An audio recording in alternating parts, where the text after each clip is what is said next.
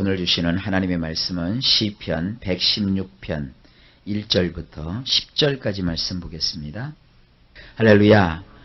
시편 160편 전체 말씀에는 우리가 신앙인으로서 하나님 앞에 어떤 삶의 결단을 가져야 되느냐 하는 그 결단의 문제가 나옵니다. 역시 우리 성경으로 보면 그 결단이 드러나지를 않아요. 그래서 원문으로 우리가 원문을 통하여서 이 본문을 이해해야 될 필요성이 있습니다. 그래서 오늘도 원문 속으로 같이 들어가 봅니다. 1절입니다. 여호와께서 호의를 베풀어 달라며 간청하는 나의 간구하는 소리들을 유의해서 들어주시기에 나는 사랑하나이다. 가장 중요한 게 사랑한다는 거예요. 누구를 사랑하느냐? 그것은 그 본문 속에 보면 하나님을 향한 그의 사랑의 고백이죠. 왜 하나님을 사랑할 수밖에 없느냐? 여호와께서 내가 지금 하나님 앞에 간청을 해요. 뭐라고 간청을 하느냐? 호의를 베풀어 주십시오. 호의를 베풀어 주십시오. 이 호의를 베풀어 달라는 건 뭐냐면 요즘식으로 표현하면 하나님 내가 부탁을 드립니다.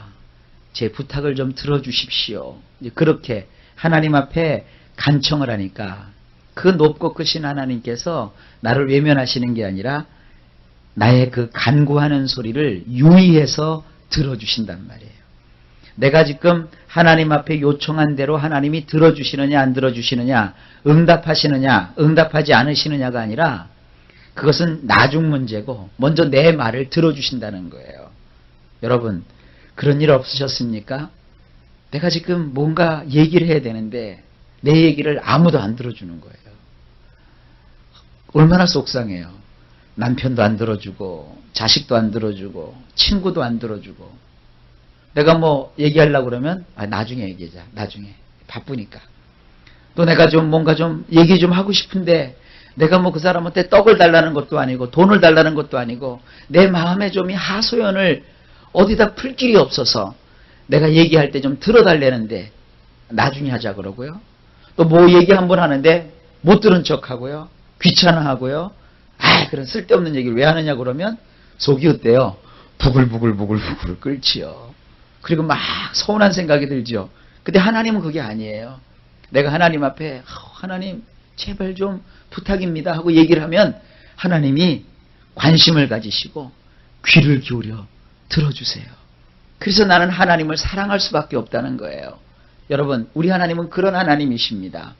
우리가 꼭 기도한다 그러면 하나님 나에게 떡도 주시고 나에게 또 꿀도 주시고 나에게 돈도 주시고 맨날 이렇게 뭔가 이게 달라기만 하는 줄 아는데 그게 아니에요. 우리가 하나님 앞에 와서 하나님 나 누구누구 때문에 이렇게 속상했어요. 나 이렇게 삶을 살아가는데 이런 일 때문에 얼마나 마음이 아팠는지 몰라요. 아파도 하나님 나 이렇게 아팠어요. 그럼 하나님이 옆에서 들으시면서 그랬어? 그렇게 많이 아팠어? 근데 네가 그걸 어떻게 견뎠어? 세상에나 그러시는 하나님이에요. 얼마나 좋으신 하나님이신지 몰라요. 그래서 내가 그 하나님을 사랑할 수밖에 없다는 거예요. 그래서 2절에 보면 그분이 나에게 귀를 기울이시기에 나는 내 사는 날 동안 소리내어 부르나이다. 내가 목숨이 이 땅에 붙어있는 날 동안에 내가 말을 꺼내면 언제든지 하나님은 나를 향하여 귀를 기울여 주시기 때문에 내가 사는 날 동안 내가 소리를 발하여서 하나님을 부른다는 거예요. 하나님, 아버지 혹은 주여. 또 하나님께 이렇게 나와서 우리가 하나님을 찾으면 하나님이 여지없이 그 귀를 기울여서 들어주신다는 거예요. 여러분 마음에 담아놓고 속상해하지 마세요. 소갈이하지 마세요. 하나님께 다 말씀하실 수 있어요. 하나님이 다 들어주시는 분이십니다. 3절을 보세요. 나를 삥 둘러 죽이겠다고 위협하는 것들이 있고 스올의 고통들이 나를 찾기에 혈안이 되어 있기에 내게 보이는 것은 온통 고통과 슬픔이나이다. 지금 나를 삥 둘러서 사람들이 나를 위협해요. 그 다음에 이 스월이라고 하는 건 뭐냐면 물론 지옥이라고도 번역이 되는데 스월이라고 하는 것은 땅 밑을 뜻해요. 땅 밑. 그래서 이것은 무덤을 뜻하는 말입니다. 그러니까 무덤의 고통이 뭐예요? 죽음이라고 하는 것은 여러분 고통입니다. 죽음이라고 하는 것은 말이죠. 우리 인생 속에서 두려움입니다. 그럼 그 죽음의 고통이 지금 나를 찾아서 막 혈안이 되어 있어요. 나를 막 찾으려고. 나를 찾아서 어떻게 하려고 합니까? 죽음으로 끌어가려고 그러죠. 여러분 그런 말 많이 하죠. 아이고 죽을 뻔했네. 그런 얘기 하지 않습니까? 그리고 또 10년 감수했네. 그게 무슨 얘기예요? 큰일 날 뻔했다는 거잖아요. 지금 그런 얘기예요. 큰일 날 뻔한 일들이 그의 인생 속에 있는 거예요. 그래서 온통 자기가 보이는 것은 뭐예요? 고통과 슬픔만 있다는 거예요. 자기 인생에. 이럴 때 어떡합니까? 아무한테도 얘기하지 않으면 속이 터져버려요. 그래서 우리나라 사람들이 말이죠. 화병이 있습니다. 미국 의학계에서도요. 화병이라고 아예 공식적으로 썼어요. 우리나라 사람들이 그 화병이 있잖아요. 그것은 엑스레이로도 안 찍혀요. MRI로 찍어도 화병은 안 나와요. 그래서 미국 의학계에서 한국 사람들이 미국 가서 요즘 많이 사니까 의사들이 연구를 했어요. 그래서 한국 사람들에게는 이 화병이라는 게 있어요. 화병. 그래서 미국 영어권에서도 찾아보면 그 병명이 뭐냐? 화라고 써요. 화. 그러니까 그 뭐냐면 우리나라 사람들은 옛날부터 뭐예요? 뭐 벙어리 3년, 뭐 3년. 말하지 않으면 되는 줄 아는데 아니에요. 그러니까 여러분 속이 다 시커멓게 타는 거예요. 오늘부터 저하고 약속을 하세요. 속에 담아두지 말고 사시는 거예요. 사람한테 쏟아놓으면 사람들은 귀찮아해요. 사람들한테 막 얘기하면 사람들은 막 절레절레 고개를 흔들어요. 그러나 하나님께는 다 쏟아놓으세요. 난 이런 사람들 보면 참 미워요. 교회에 와서 막 성도들이 그 아픔을 가지고 나왔는데 교회에서는 울면 안 돼. 교회도 와서 기도도 조용조용 해야 돼.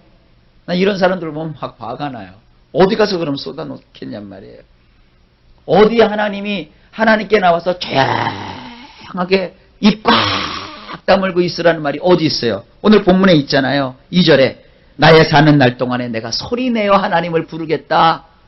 여러분 하나님 앞에 나왔으니까 마음에 있는 거 다 털어놓으세요.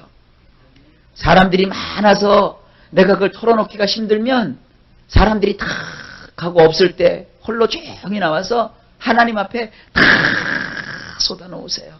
가슴앓이 하나도 하면 안 돼요. 하나님께 다 쏟아놓으세요. 어떤 분들은 그래요. 기도를 하라고 그래도 하나님한테는 좋은 말만 해야 된대요. 그러니까 안 되는 거예요. 누가 미우면 밉다고 얘기하세요.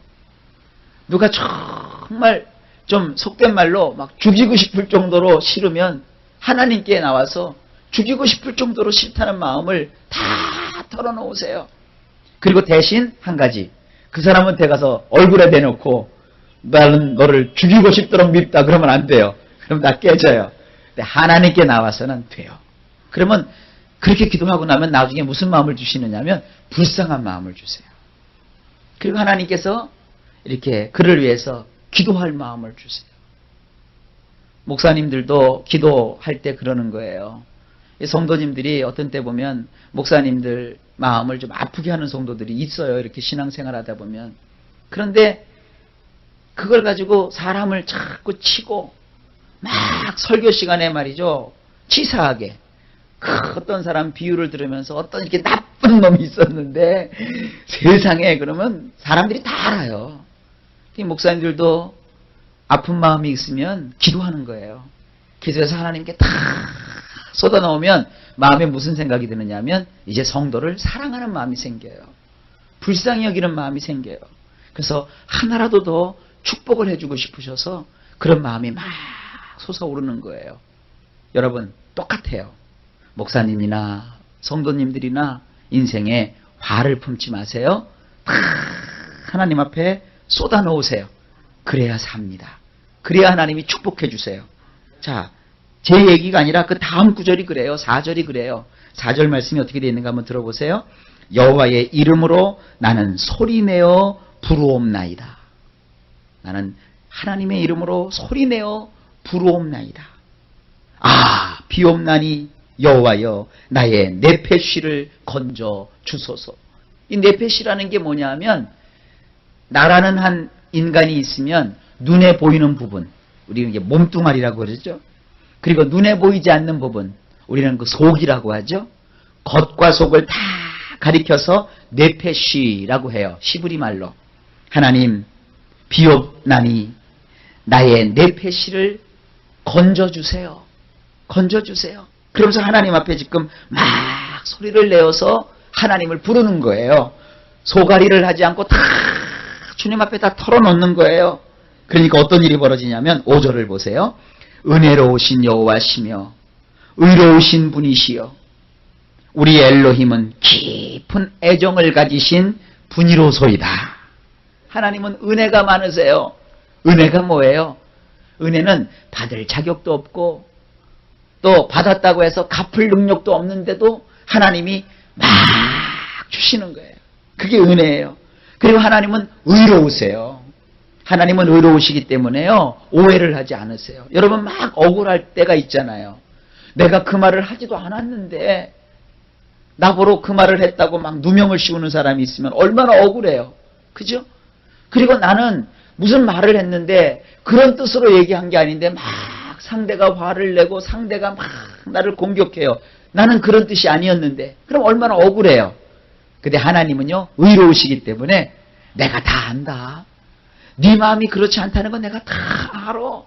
하나님은 다 아신단 말이에요. 그러니까 은혜로우신 여호와시여 의로우신 분이시여 우리 엘로힘, 엘로힘은 하나님의 이름이잖아요.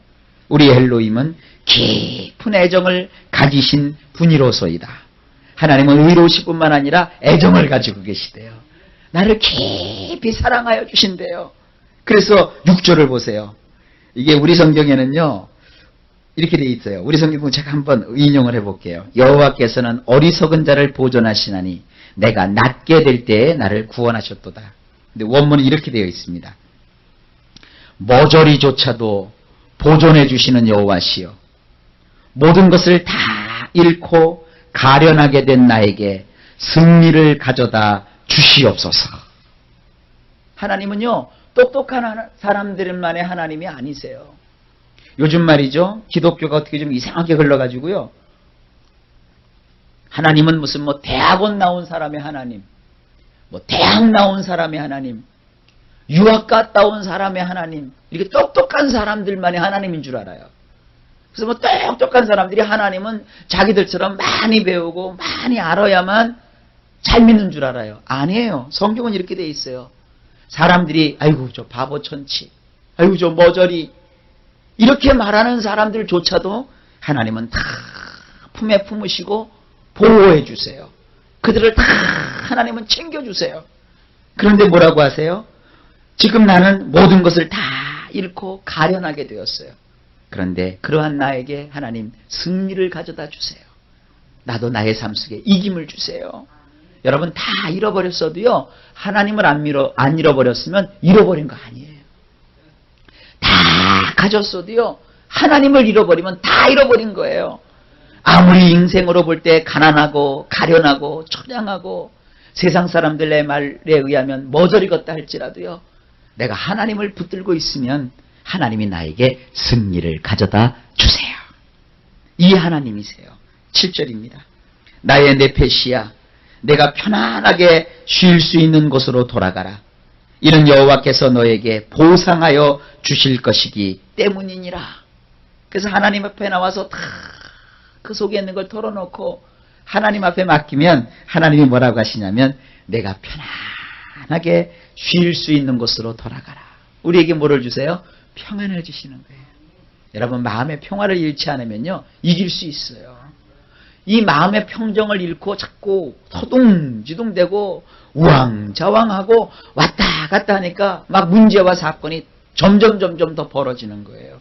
절대로 여러분 하나님 앞에서 기도해서 주님 주시는 평안을 가지게 되면 여러분 모든 문제는 해결되게 돼 있어요. 하나님은 우리에게 보상해 주신대요. 이 보상이 뭐예요? 여러분 그런 얘기 들어보시죠? 누가 어느 집을 허름한 집을 하나 갖고 있었는데 거기가 도로가 난데, 도로를 난다는 게 뭐예요? 국가에서 이렇게 자를 대고 선을 그어서 나한테 허락도 안 받고 도로를 뚫어준다는 거예요. 그럼 동네 사람들은 도로가 나면 좋지만 나는 우리 집이 헐리잖아요. 그럴 때 국가가 나에게 뭘 해줘요? 보상을 해준단 말이에요. 그게 보상이에요. 하나님께서는 가련하고 멸시받고 천대받고 빼앗기고 놓쳐버린 나를 그냥 버리지 아니하시고 마치 국가가 집을 잃어버린 자에게 그 대신에 집 이상 가는 것으로 보상해 주듯이 하나님은 내가 잃어버린 것 그 이상으로 나에게 보상하여 주시는 하나님이십니다. 왜 그러냐면 나는 하나님의 백성이기 때문이에요. 8절입니다.